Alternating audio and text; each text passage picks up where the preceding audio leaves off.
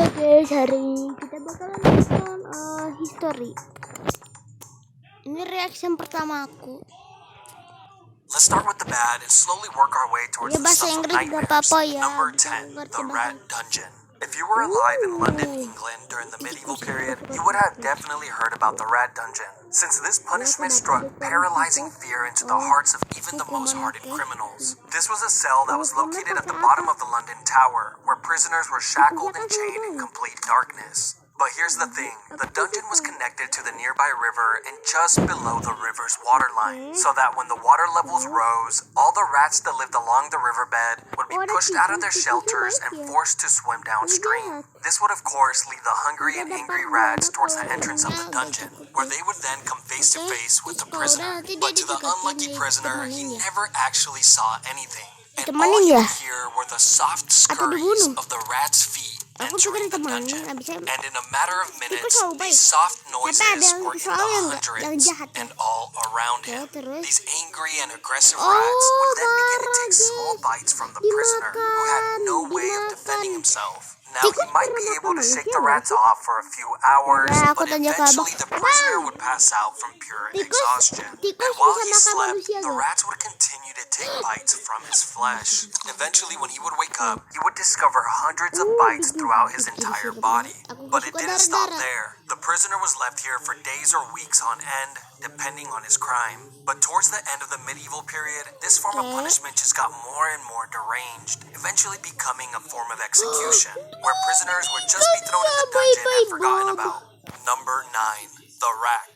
This was yet another punishment that took place in the London Tower. The rack was a torture device that was used in many places throughout history. This form of punishment was originally designed for getting a confession, usually from criminals, slaves, or prisoners of war. The device looked like a large ladder, but instead of secure steps, it would actually rotate like a rolling pin. You see, when a prisoner was placed on the rack, he would have his feet and wrists tied to a ratchet pulley system, where two legal officials would slowly tighten the ropes and locking them in place, placing an increasing amount of strain on the prisoner's shoulders, hips, knees, and elbows with every single turn. This was all done to get information, but of course, a lot of the times the truth was not accepted as reality, and the prisoner would then begin to say whatever he believed the officials wanted to hear. Sometimes it would work and the prisoners would be let go, while other times they would be tortured even more for lying.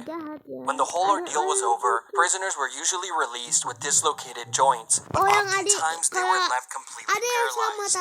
That was the case in England in 1447 when a 25-year-old girl named Anne Askew would be tortured on the rack for hours and hours on end and left completely paralyzed after all her joints were dislocated. She was then carried on a chair and burned alive at the stake.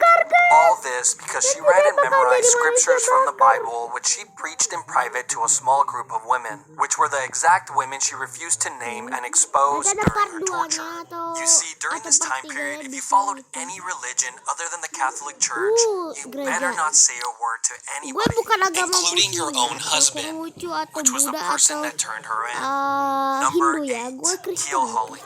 This brutal punishment was carried out at sea on sailors who would steal or be violent towards others and would usually result in death. Keel hauling would start with a sailor having his arms tied with a rope, then looped around the entire circumference of the ship before being tied off to his feet. The sailor would then be thrown overboard while the group of men on board pulled on the rope to slowly drag him around the outside of the ship, including over the keel, which is how this punishment gets its name. But a lot of the times, the sailor wouldn't even have to worry about it, since they were dead before they ever reached it. Kinda just depends on how hard the guys on the rope feel like working that day.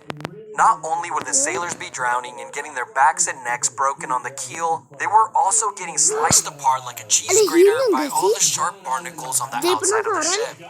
But if by some miracle a sailor actually happens to make it all the way around the ship without dying, one of 3 things will happen. 1, he would be sent for round 2, and for sure be dead by then. 2, be freed and allowed back on the ship. where he would then slowly die to infections. Or 3. Live the rest of his life single and being made fun of since he was now fully covered in bisa scars from dibully head to guys toe. kalau jenis selamat. Number 7. Crushed by elephants. Now we are yang getting to the ini part of the list where paling living ini is no paling longer an option. This berdarah-darah form of gitu ya punishment guys. has been used by many countries throughout history, Kalau but was most kita recently diinjak used by India in the di 19th kepala century, kita which is really sama not that long sama ago if you gajah. really think about it. Like, your Jadinya great-grandma could have berdarah witnessed one atau of these. What type of crimes would you have to atau commit bisa to be di crushed by an badan elephant, you might kita ask? dipakai Well, kita apparently if you gitu. failed to pay your taxes, Itu that lebih was serem. good enough. And of Kalau course, diinjak stealing or being tiga-tiganya an itu. enemy soldier was also a great way to become a tortilla. Lihat But the most kepalanya. disturbing case in history was when the 4th Mughal Emperor of India Pasti ada ordered yang an enormous pasti amount of ada criminals to tikus be yang crushed to memakan death itu. in a single day, simply because he was bored and needed some entertainment.